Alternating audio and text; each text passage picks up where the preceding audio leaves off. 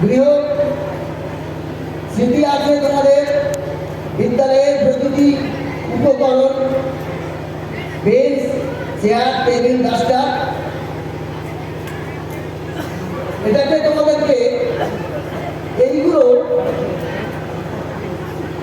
আগামী দিনে চলার পথে একটা এগিয়ে যাওয়ার একটা সভা। এটা কোনো ভোলার নয়। যতই চলতে থাকবে ততই তোমাদের এগুলোকে, এই উপকরণগুলো তোমাদের চলার পথে সাথী হবে, চলার জীবনটা আরো সুন্দর হয়ে উঠবে। সেটাই এই সুন্দর হওয়ার ক্ষেত্রে যেটা দরকার, যেটা মূলত দরকার হয়ে উঠবে শিক্ষা।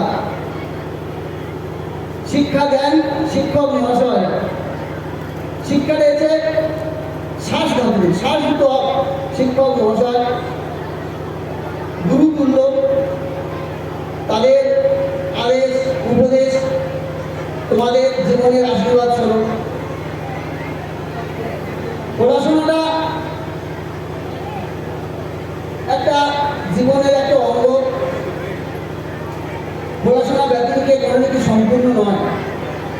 আগামী দিনে ওরা ভবিষ্যৎ, সেই ভবিষ্যৎটা সুনির্দিষ্ট করবে শিক্ষা।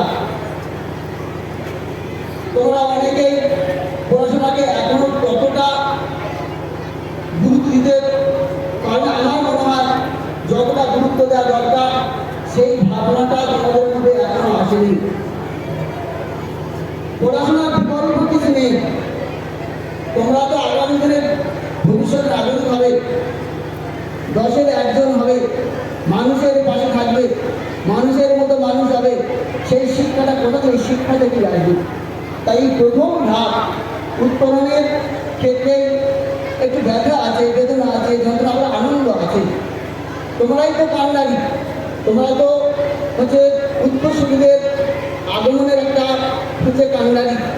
তোমাদের আচার আচরণ, তোমাদের কথাবার্তা, তোমাদের ভালোবাসা, তোমাদের মা সন্তানের প্রতি, শিশুদের প্রতি যে আচরণ, সেটাই তোমাদের স্মৃতির মধ্যে থাকবে, সেটাই তোমাদের চলার পথে সহায়ক হয়ে উঠবে। এটাই আমরা জানি যে একটা জিনিস আমরা জানি যে একটা ধূপ এবং আলোর পত্রিকা। ধূপ তার পরিচয়, তার গন্ধ। পত্রিকা, আলো পত্রিকার পরিচয় তার হচ্ছে আলো। সে যে আলো বিকিরণের মধ্যে গন্ধ বিচ্ছিন্নের মাধ্যমে ধূপের পরিচয় প্রকাশিত হয়, দীপবর্তিকার পরিচয় প্রকাশিত হয়।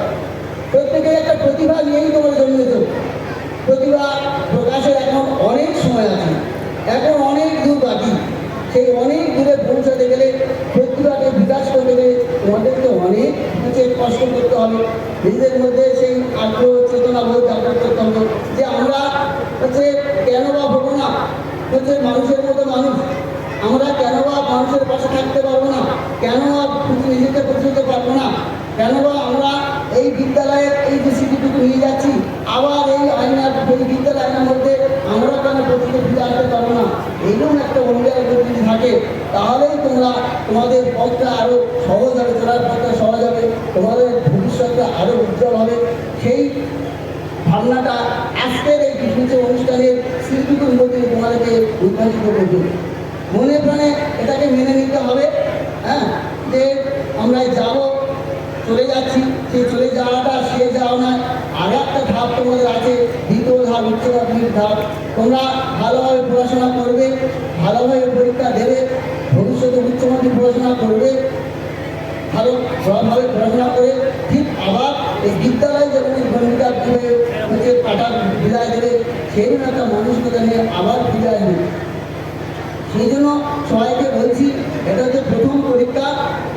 এই পরীক্ষায় তোমরা সকলেই সফল হবে, ভালোভাবে সফল হবে। শুধু পড়াশোনা করলে হবে না, এই পড়াশোনার সাথে সাথে নিজেদের আচার আচরণটা, এটা সবচেয়ে দরকার। পড়াশোনাটা মানে এই না যে পুঁথিগত বিদ্যা লাভ করলাম, একটা ডিগ্রি লাভ করলাম, এটা একটা বড় কথা নয়। সবচেয়ে বড় পড়াশোনার একটা বড় তুমি একটা শিক্ষিত ছেলে, শিক্ষা তোমার মধ্যে আছে, সেটাই তার মূল পরিচয় হচ্ছে তোমার আচার আচরণ। আচরণটা তোমার হচ্ছে বড় জিনিস। এই আচরণটা তোমার ভাই বোনদের কাছে তোমরা যেমন দিয়ে যাচ্ছ, এবং পরবর্তী তোমাদের সমাজ জীবনের ক্ষেত্রে তোমার আচরণটা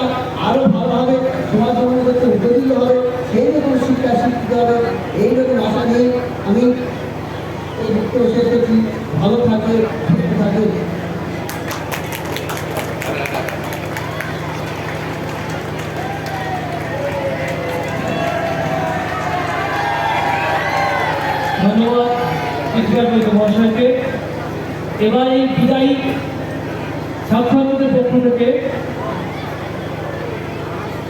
সংক্ষিপ্ত বক্তব্য রাখার জন্য আমি তোমাদের যে বলতে চাও তাকে আহ্বান করছি, চলে এসো। বিদায়ী ছাত্রছাত্রীদের পক্ষ থেকে কিছু বলতে চাইলে চলে এসো।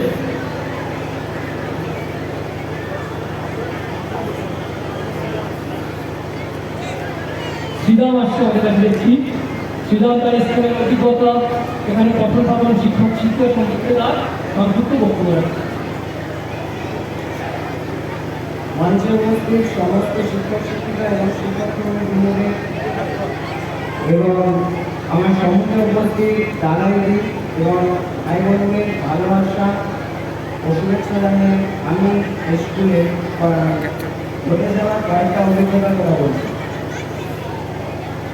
আমি স্কুলে এসেছিলাম 2017 সালে। তখন স্কুলে আসতাম, শুধু পড়াশোনা করতাম। তারপর দেখেছি যে বড় হচ্ছি, পড়াশোনাটা আরো ভাগে দিচ্ছি। তারপর স্যার বললো যে আমার ফাঁকে দিলে হবে না।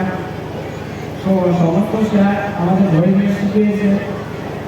আর বন্ধু বান্ধবদের সাথে খেলাধুলা সেখানেও শিখিয়েছে। আমাদের যেসব স্যার এখন নেই তারাও আমাদের সাথে অনেকটা মুহূর্ত ভালো মুহূর্তই কাটিয়েছে।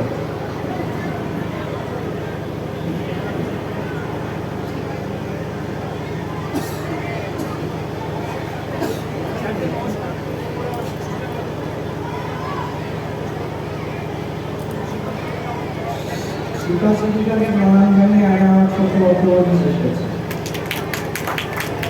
ধন্যবাদ শ্রীরামকে তার সংযুক্ত বক্তব্যের জন্য।